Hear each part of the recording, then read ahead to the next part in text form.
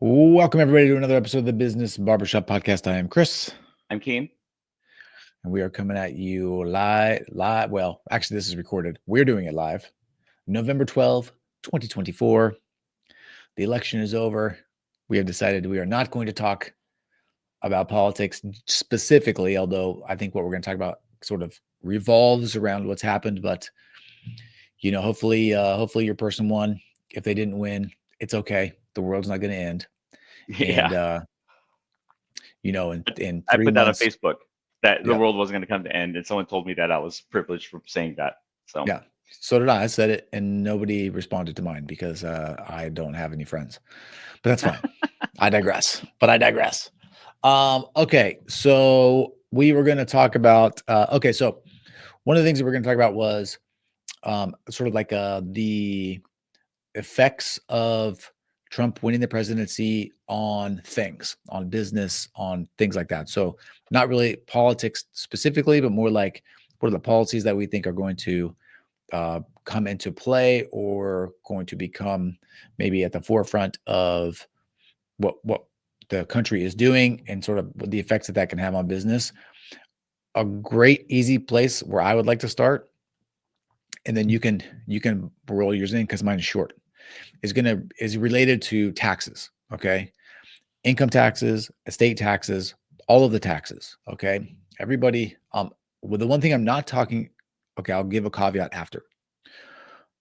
Okay, so when it comes to taxes, everybody is sort of like freaking out, or they're happy, or they're making changes, or they're not making changes. What I am telling everybody is, like, we know what the potential tax changes are, or the potential tax direction the country may go, but right now there are no changes to the tax laws. None. There are none changes. When Trump is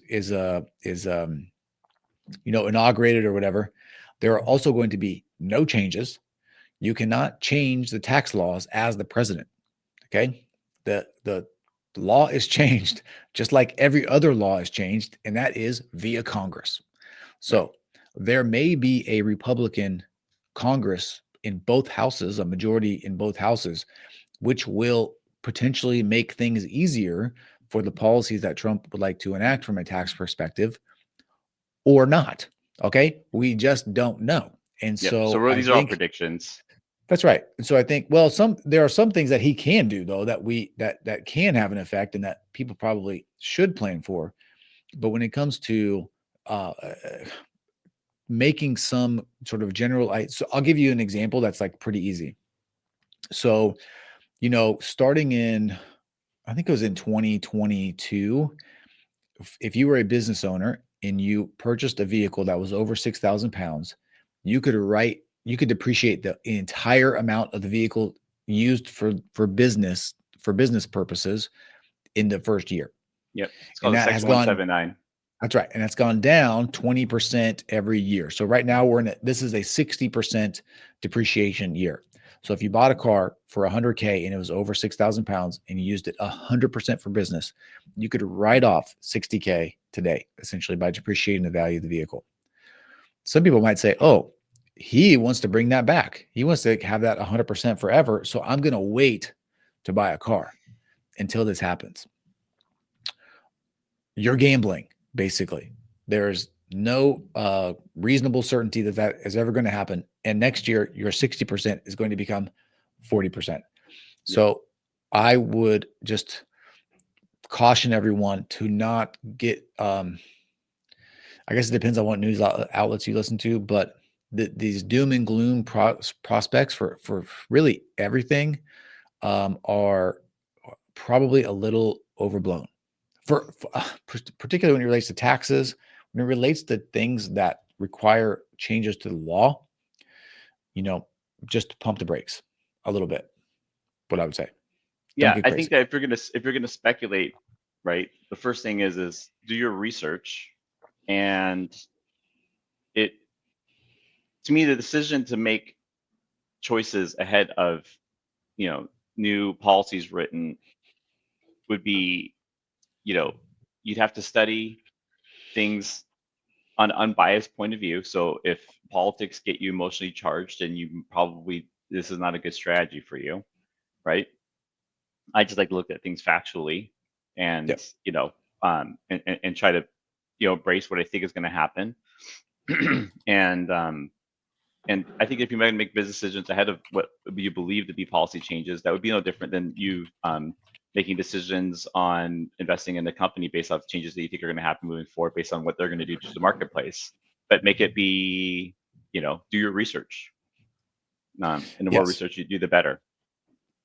Yeah. There are things, and I don't know much about this, so I'm going to just touch on it like very briefly. But when it comes to things that the president does have some executive sort of control over, which I think tariffs are that type of a thing, Yep. then you may want to do some planning. So if you are a manufacturer or you're like in the retail space or something, and you get a lot of your product or materials from overseas or from out of the country, you may want to at least do some preliminary planning to think about what you might do if your prices rise exponentially because you're paying a tax on everything that comes into the country, or however that tax is passed on. So it's going to be passed on to someone. What you might want to do, you know. So uh, think about the things. I think step one would be, when you hear something, figure out, is this going to be a legal change? Is there some executive control over it? And what can we do? Uh, Immigration, I guess if you're here and you don't have a legal status, you may want to, I probably would be a little worried potentially. I think that enforcement is probably going to go up significantly. And the thing is, whether you think that's right or wrong, we are not talking about that today. What we are No. talking about is, this is what is likely to happen. So you can be mad about it or happy about it. It doesn't matter. But it is a potential reality that you should plan for, and not feel like, oh, I didn't surprised when the things that they're saying could potentially happen. Hmm. Yep. Yep. I have to face the reality that, when I go to a job site from any one of my GCs who hires people, that there's a good percentage of people there that don't speak English. They might be here legally, may not, but I have to accept the fact that there's a good chance that my cost of, labor could go up on my projects if there's a lot of people Yeah. who, that's just, I mean, I've, you know, Your cost of materials could too, potentially, depending on mhm, where they come from, you know? that's correct. That's correct. A lot of the goods are shipped over from China. I expect that the cost of construction for a lot of things are going to go up. Yep. For you, though, that's a hard thing to control, because it's not as if you can purchase your materials. Uh, your supplier is going to be the one that's going to be sort of, I guess, dealing with that problem mostly, right? I mean, not like you can source your individual materials for your real estate projects. You kind of have to No, go we through a do. supplier. Yeah, but I mean, but if they're being imported in from China, which a lot of stuff does, then I expect that those costs will probably go up. Yeah, for sure. Yes. And the market already reacted to it. Bonds have worsened when the election first got finished, because there's two things that Trump was pushing that in fact impact inflation. One helps inflation, one hurts, but the market is focused more on the one that hurts, because the timeline for both, one's going to take much longer to have an impact than the other. So if he implements tariffs, that will increase the cost of goods coming from overseas.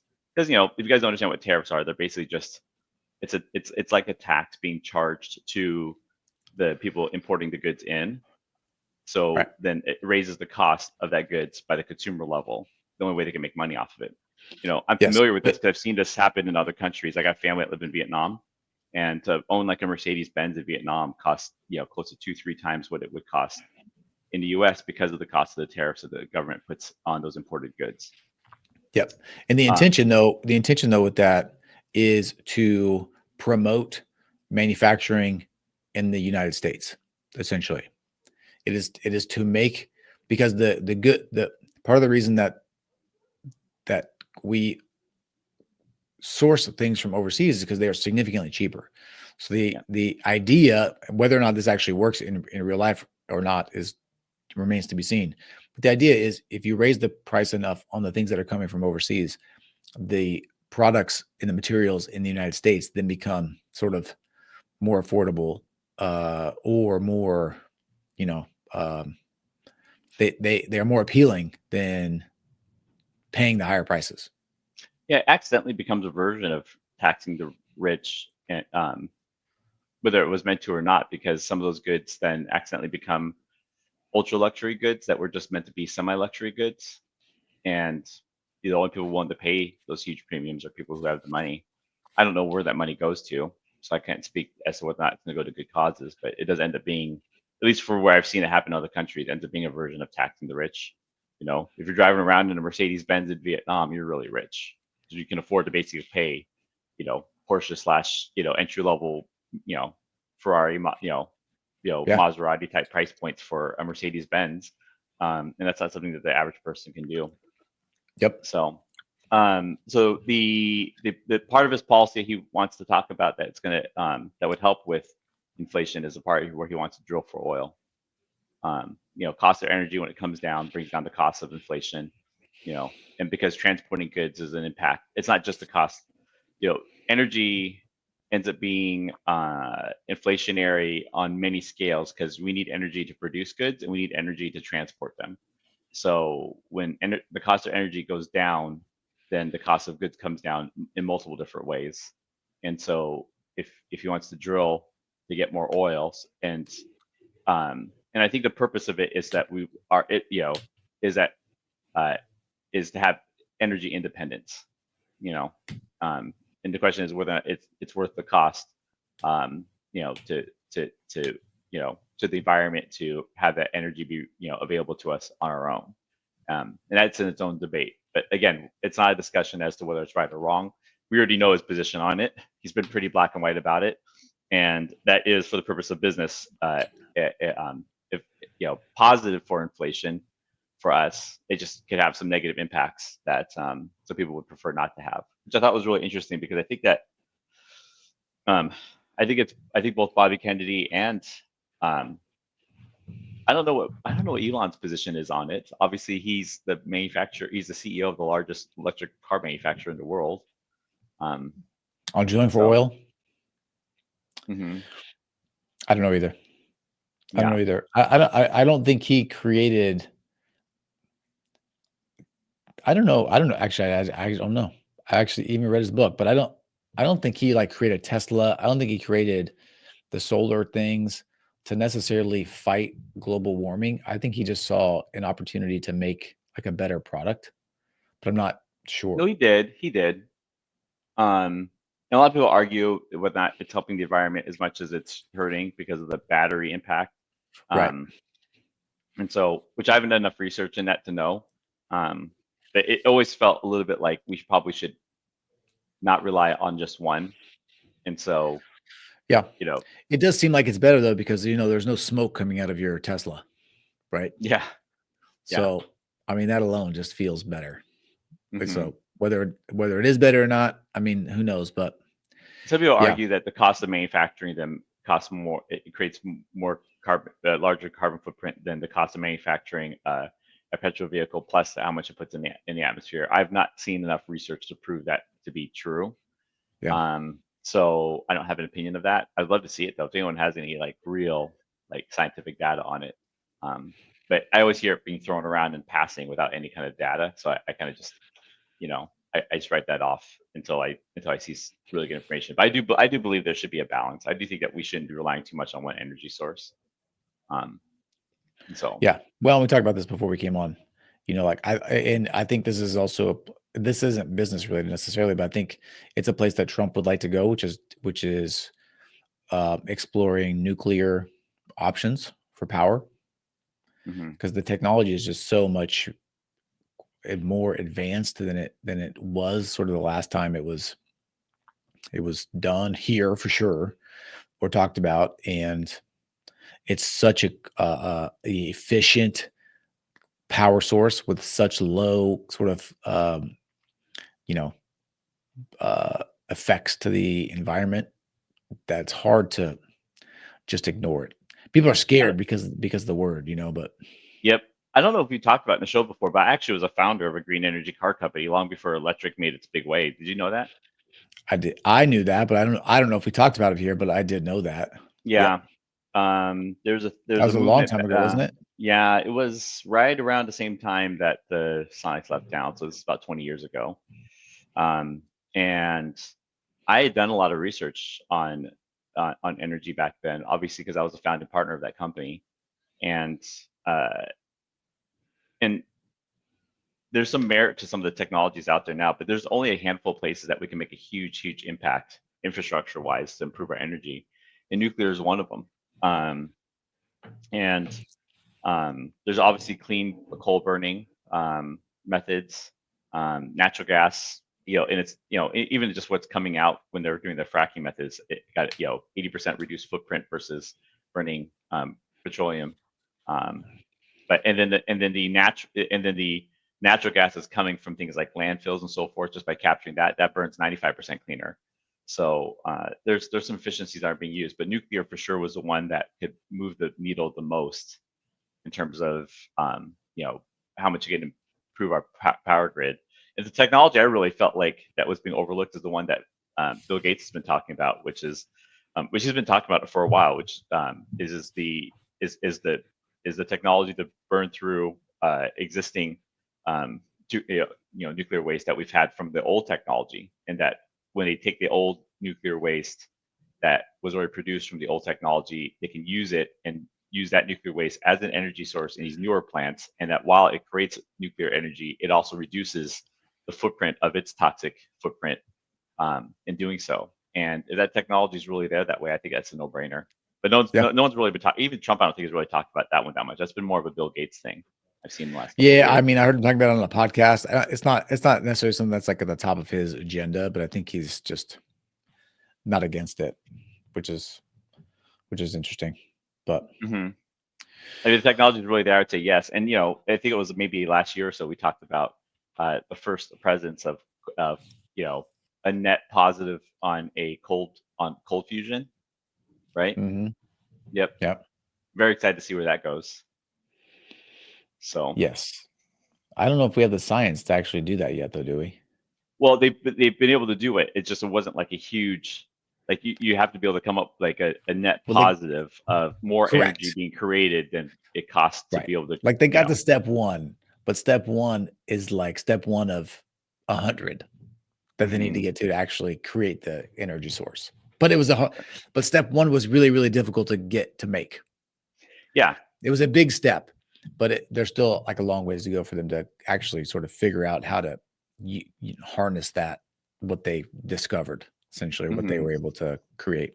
But yeah, who knows? Let's see what else. Let's see what else. Um, There's a bunch of but there was a bunch of real estate related tax shelters, like being able to do cost segregation studies and so forth in the real estate world. He hasn't specifically said that those are going to get extended, but they have some expiring timelines. I would bet my real estate investor clients are probably banking on the fact that some of those get extended. do most of those expire like 2025? In a 2025, like with I everything can't remember else? the exact timeline, Oh, I think but it is. Like a bunch of stuff is set to sunset in next year, at the end of next year, essentially. yep. So tax year 2026 would be when you wouldn't be able to use those things anymore. So everyone's assuming that he's going to provide extra corporate tax cuts. The average American often thinks that doesn't impact them, but if you have money in the stock market, it does. The value of the stock is really based off of net revenue margins and so forth after taxes. And so, if the tax rates for corporate America drop, then the companies that will benefit from it will net more profit with nothing else changing. Which is why we've seen such a large shift in value of equities since that was a big part of what's happening in the market right now. Yeah. Yeah, that'll be interesting. They're already pretty low, right? They're like 20%, I think, because he Hmm. reduced them already Hmm. with his last tax act or whatever. Yep. I'm more interested to see like, you talk about like um this Department of Government Efficiency, Doge. People have talked a lot about like the candidates, and I think I mentioned it last time with Trump winning, right? I'm less excited about him winning as I'm excited about like the people he's planning on putting in power to do certain things. Yeah. The two things that really stood out to me that I was excited were both people I thought pretty much shifted to his party, or really not to his party, but really to support him. And one was Elon, and how they want him to focus on government efficiency. I mean, I've remembered jokes from George Carlin going back to when I was a teenager talking about government efficiencies and how we'd spend you know $5,000 for a toilet or whatever. It's like the Yeah. common thing you would hear back then. Right. Well, all And you have to do is go to try to get your driver's license renewed, and if you can feel it, mhm, nobody cares. They're not, no, is it nobody, not nobody, right? Like, so like, if you're a government employee and you work hard, I appreciate you. right. But when I worked at KDOT, I worked at the Kansas Department of Transportation a long time ago. I was an attorney there, and there were attorneys on the staff that would come in and like just read the newspaper the whole day and not do a single thing. And what happened was, once you get in, it's hard to get you out sometimes, or people didn't want to, walk through those steps to do that. But I think Elon doesn't care. He's like, we're gonna trim the fat. He did And it to Twitter. he did it at Twitter, and there was no, he cut like 75% of the staff, and there was no real change in the way that Twitter operated. Yep. Which is interesting. So the Dow Jones Industrial has risen in 5 days 2.77%, Yeah. which is a lot for 5 days. Yep. I saw that. Yeah, because the Dow Jones, I mean, more than S&P, it represents what, like 12 companies, I think. I don't know. It's not many. The Dow, it's a 30. It's the 30 largest U.S. publicly traded companies represents the Dow. So they would shift the most from the corporate tax cuts, and 2.7% in 5 days is a lot. Yeah. So that was a shift that happened. They've talked about trying to deregulate the process of like real estate development. What's so interesting about that is they're attaching that to the Trump administration, at least locally. The things that Yep. we've talked about, the two housing bills that were passed here, were very much Inslee bill, right? That's Both, the thing, though. right? Those are not real estate development is not a federal issue. Mm-hmm. They, there's literally no, it's just not within their jurisdiction. Mm-hmm. I mean, I guess one thing they could do is, like OSHA is typically, and this would be like maybe for high-rise buildings, or you have safety and those types of requirements that you have to meet when you're doing this type of stuff.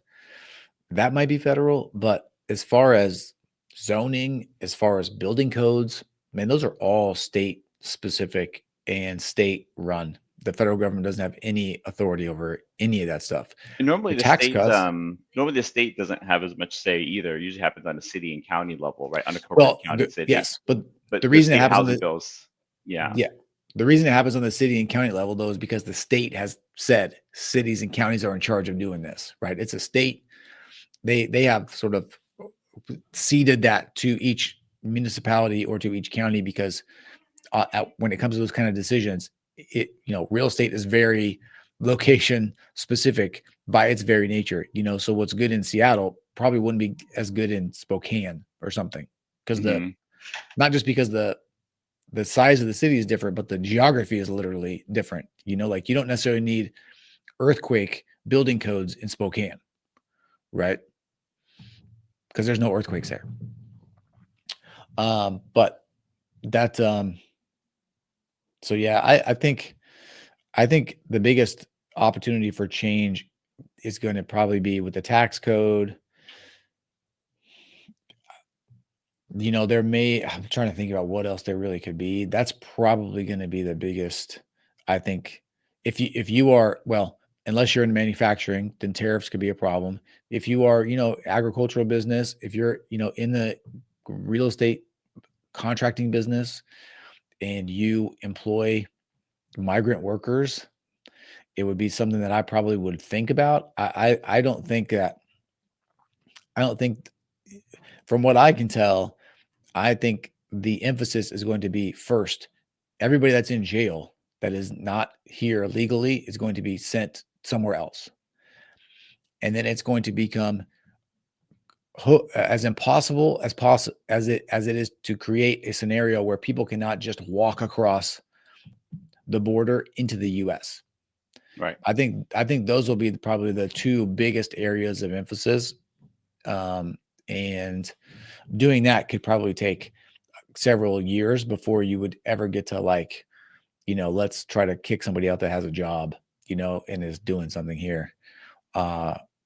Because those are, I think, the two lowest hanging fruit, just the two easiest things to implement and actually see a material change, is Yep. can't just walk in and like, whether you agree with this or not, look, the lawyer in me likes this guy's answer, but I saw this clip of the guy that's, I guess, going to be in charge of immigration. I can't remember what his name is, but he's in this Senate hearing with AOC. And she's like, you can't just separate children from their families. And this guy used to be a cop.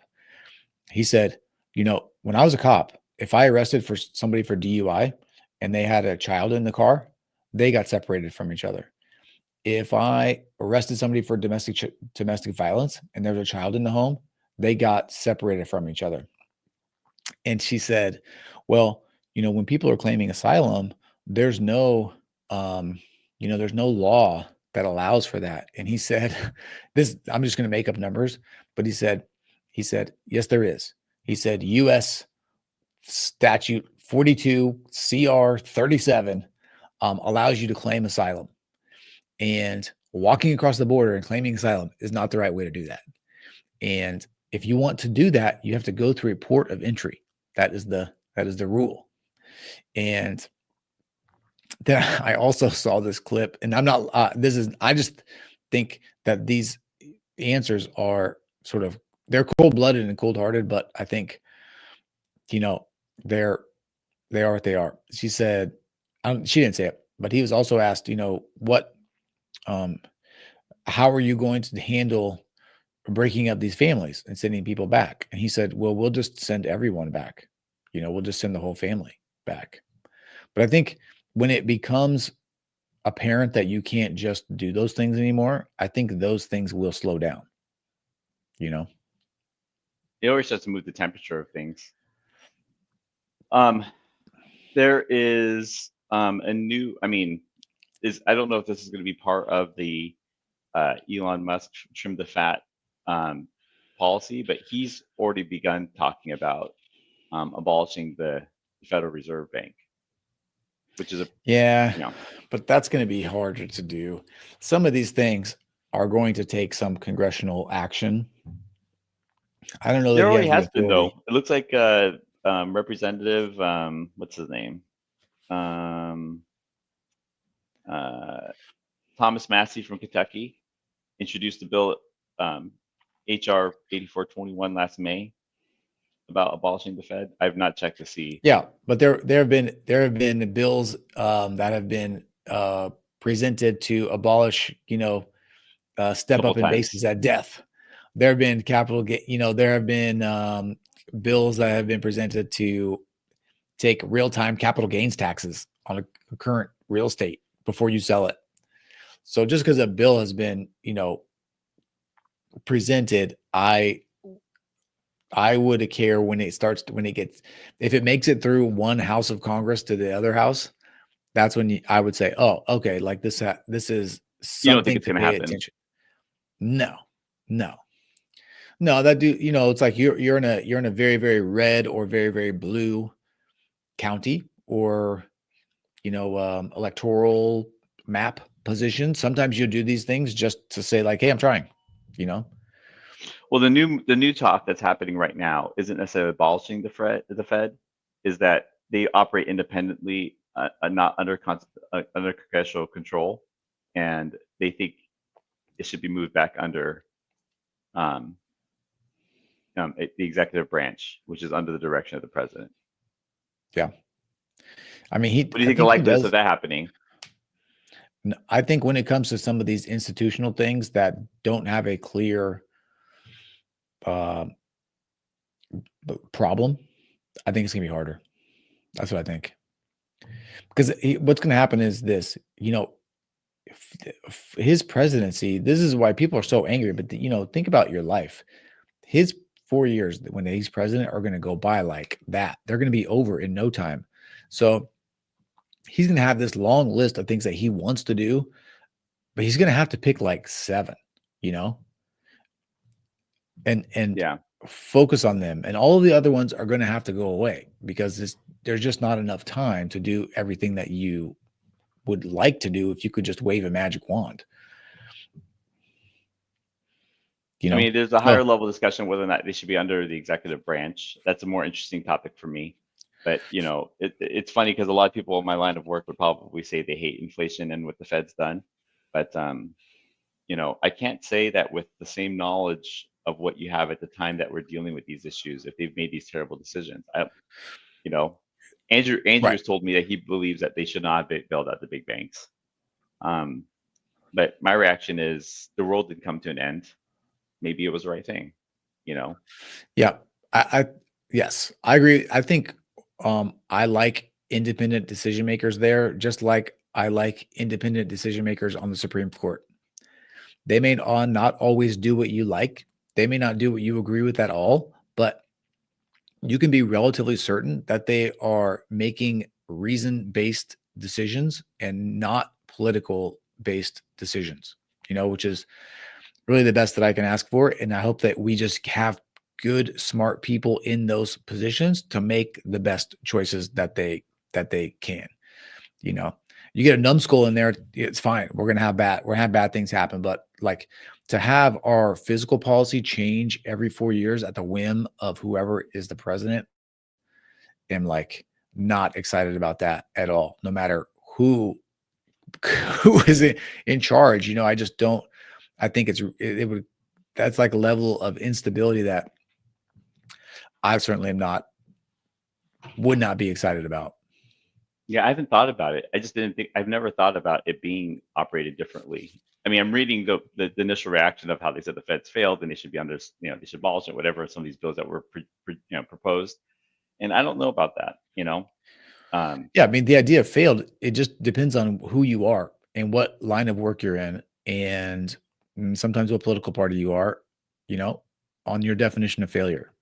mhm. Like, are things move in cyclical fashion no matter what. There is ebb and flow, there is up and down, and you just hope the downs aren't too down, you know? And I guess the ups are what they are. But you probably want the ups to be not too high either, because Yeah, that typically leads to big downs, you know. yeah. You really want kind of slow and steady growth over time. And all in all, I think they've done an okay job of that, you know. Yeah. So that's that's what I think. All right, what else? We got anything else? Those are the big ones I put on there. Deregulation of development. I don't know, um, you know, like I said, it's I I thought it was an interesting proposal, but I don't see how they can how they could do that. I mean, I guess technically federal laws precede state laws, precede county city laws. So, but Yep. I can't see Again, them until I see yeah, just something. I don't know if it's going to happen. yep. Um, I think to I wrap up, if you're, I think the place that I would focus, if you're worried or if you are curious about the things that can actually happen, you want to just see what is available via executive order versus, congressional approval or congressional passage of the law. Like a lot of the agency stuff, that is something that could happen.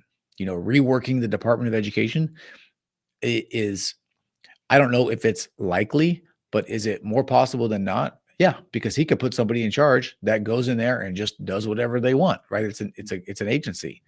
Same with the ability to hire and fire in the federal government.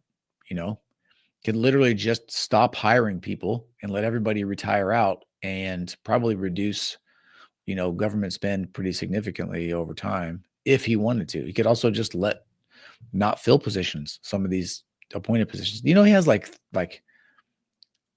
I think it was something like 3,000 political appointed positions in the government that he has to fill. It's a lot. It's some kind of crazy number. But yeah. Anyway, all right. Well, we're done talking. We're done talking politics. But Yep. this will be interesting to see what shakes out in the future.